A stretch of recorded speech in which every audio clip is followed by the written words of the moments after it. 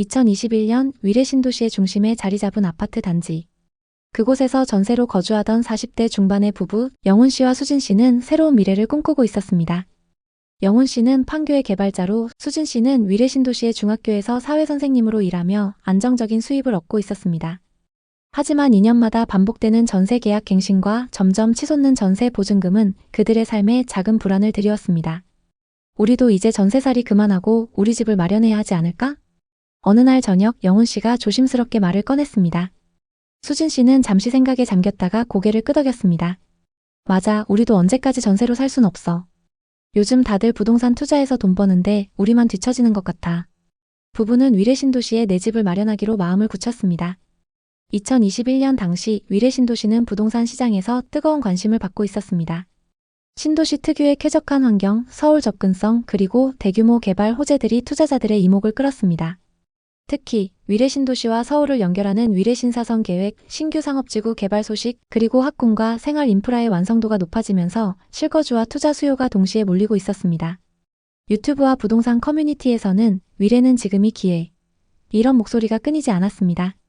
영훈 씨 부부가 눈여겨본 아파트는 전용 85타입 2015년 입주한 단지로, 단지 뒤로 공원과 산책로가 자리 잡고 있었고 근처에 초등학교, 대형마트, 병원 등 생활 인프라가 완벽하게 갖춰져 있었습니다. 게다가 입지 덕분에 실거주 여건으로도 최적이라는 평가를 받고 있었습니다. 최근 거래가를 확인한 영훈 씨는 흥분을 감추지 못했습니다. 이 단지 2019년에 8억 5천만 원이었어. 근데 지금 매매가가 15억이 넘어. 전세는 8억 선이고 임대 수요도 안정적이야. 수진 씨도 단지 내 공원을 산책하며 미소를 지었습니다. 여기라면 아이 키우면서 오래 살기 좋을 것 같아. 우리 또 다른 미래를 여기서 시작하자. 부부는 본격적으로 내 집 마련에 나섰습니다. 부동산에서 소개해준 매물은 매매가 15억 9천만 원으로 로얄동의 로얄층 매물이었습니다. 부동산 실장은 단호하게 말했습니다. 지금 이 매물이 제일 저렴한 거예요. 요즘 문의가 많아서 금방 나갈 겁니다. 빨리 결정하셔야 돼요. 부부는 그 말에 조급해졌습니다. 집으로 돌아와 진지하게 회의를 했고 최종 결정을 했습니다. 영훈 씨는 말했습니다. 투자 목적이 아니라 우리가 살 집이니까 시세보다 중요한 건 안정된 생활이야. 자금 계획은 신중하게 세웠습니다. 그동안 모은 돈과 기존 전세금을 합치면 5억이 조금 넘었고 부모님의 지원 2억 그리고 은행 대출 8억을 통해 잔금을 마련했습니다. 대출 이자는 월 153만 원 수준으로 당시 금리가 2% 초반이었기 때문에 부담이 없었습니다. 이 정도면 부부의 안정적인 수입을 고려했을 때 충분히 감당 가능하다고 판단했습니다. 계약서를 작성하던 날 수진 씨는 떨리는 손으로 사인하며 말했습니다.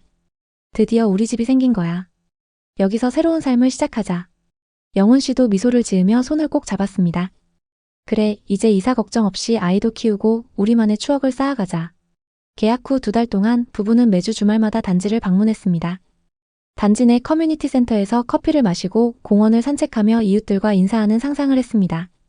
입주를 앞두고 가정과 가구 리스트를 작성하며 하루하루가 설렘으로 가득했습니다. 게다가 계약 직후 위례 부동산 시장은 급격히 상승했습니다. 부부가 계약한 아파트의 시세는 16억 4천만 원까지 치솟았고 일부 호가 시세는 무려 18억까지 올라갔습니다. 영훈 씨는 웃으며 말했습니다. 우리 타이밍 좋았네. 이렇게 빨리 오를 줄 누가 알았어? 영훈 씨는 친구들과 술자리에서 자랑스럽게 말했습니다. 우리 타이밍 진짜 좋았어. 벌써 5천만 원 올랐다고. 수진 씨도 동료들에게 집 이야기를 하며 미소를 감추지 못했습니다. 호가가 18억까지 갔대. 위례 집 진짜 잘 산 거지? 시세 상승은 부부의 자신감을 키웠지만 동시에 자만심을 불러일으켰습니다. 집값이 이렇게 오르는데 우리도 좀 더 여유롭게 살아도 되지 않을까? 영훈 씨의 말에 수진 씨도 동의했습니다. 부부는 소비 패턴을 바꾸기 시작했습니다. 주말마다 고급 오마카세와 와인바에서 외식을 즐겼고 수진 씨는 명품 가방을 하나 장만했습니다. 영훈 씨는 최신형 노트북과 고가의 커피 머신을 구입하며 이 정도는 투자한 우리한테 보상이잖아 라고 웃으며 말했죠. 부부는 신용카드 한도를 늘리고 월급의 상당 부분을 소비에 쏟아부으며 집값이 오르니 돈 걱정은 없어 라는 생각에 빠졌습니다. 그러나 그 생활은 오래가지 못했습니다. 2022년 이후 부동산 시장이 급격히 나빠지기 시작했습니다. 금리 인상과 글로벌 경제 불확실성으로 인해 위례 신도시의 부동산 시장도 분위기가 안 좋아졌습니다. 영훈 씨 부부가 매수한 아파트의 시세는 급락해 9억까지 떨어졌습니다. 15억 9천만 원에 계약했던 집이 불과 1년 반 만에 6억 9천만 원이나 하락한 것입니다. 부동산 커뮤니티에는 위례, 급매물에도 안 팔려, 위례, 거래량 급감 이런 글이 넘쳐났습니다. 영훈 씨는 충격을 받았습니다.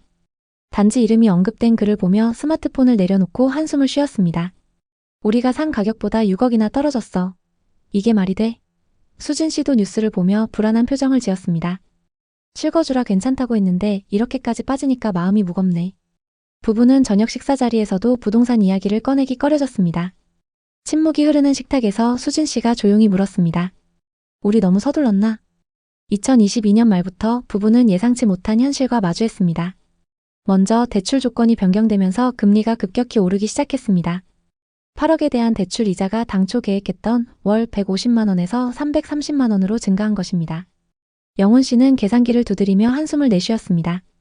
이 정도면 우리 가계부 균형이 무너질 수도 있어. 이미 늘어나버린 카드값까지. 불안은 점점 커져만 갔습니다. 수진 씨는 지출 내역들을 보며 머리를 싸맸습니다. 이걸 다 어떻게 감당하지? 우리가 너무 무리한 거 아니야? 부부는 결국 외식을 줄이고 주말 나들이도 최소화하며 지출을 줄이기 시작했습니다. 한때 즐기던 카페에서의 여유로운 시간도 이제는 사치처럼 느껴졌습니다. 위례 부동산 시장은 더욱 냉랭해졌습니다.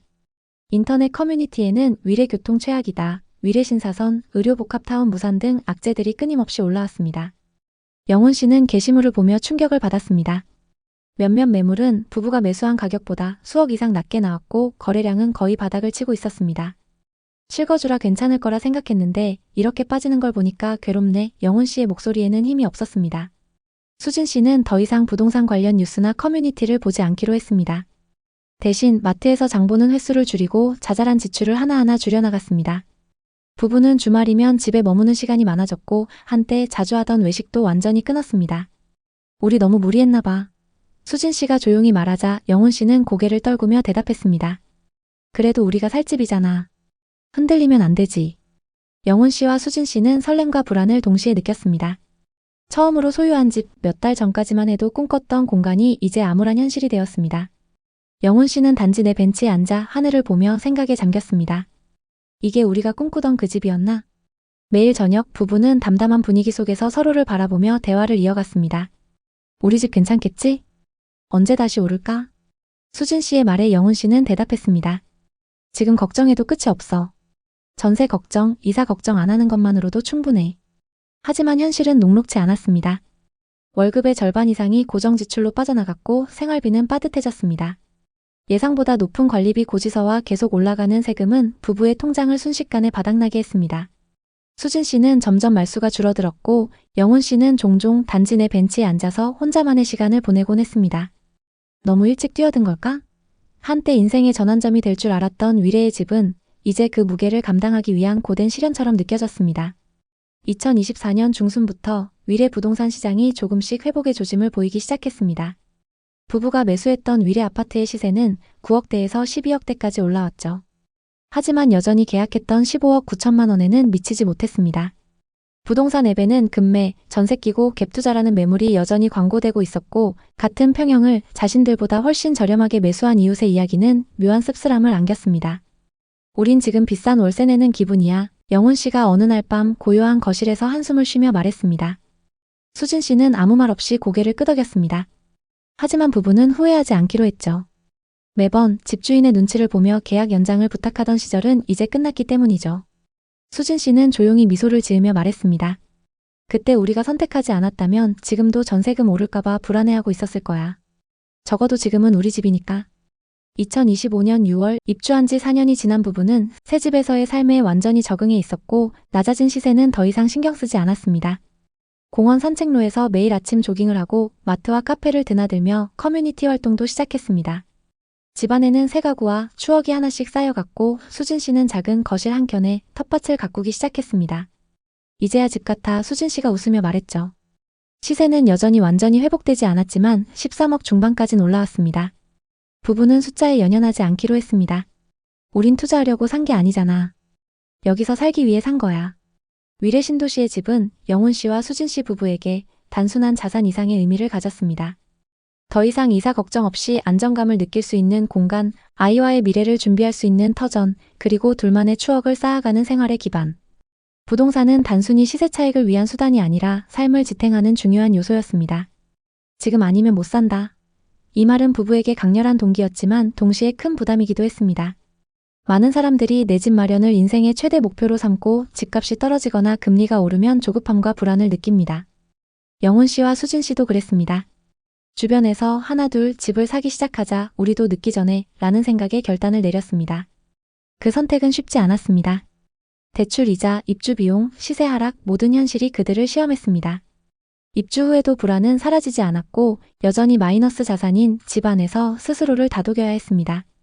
하지만 한 가지는 분명했습니다. 그 집은 투자처가 아니라 삶의 터전이라는 점이었습니다. 여러분에게 집은 무엇인가요? 내 집 마련의 꿈을 꾸고 있다면 어떤 가치를 가장 중요하게 생각하시나요? 위례 신도시와 같은 지역에 투자하거나 실거주를 고민하고 계신가요? 댓글에 여러분의 생각을 자유롭게 남겨주세요.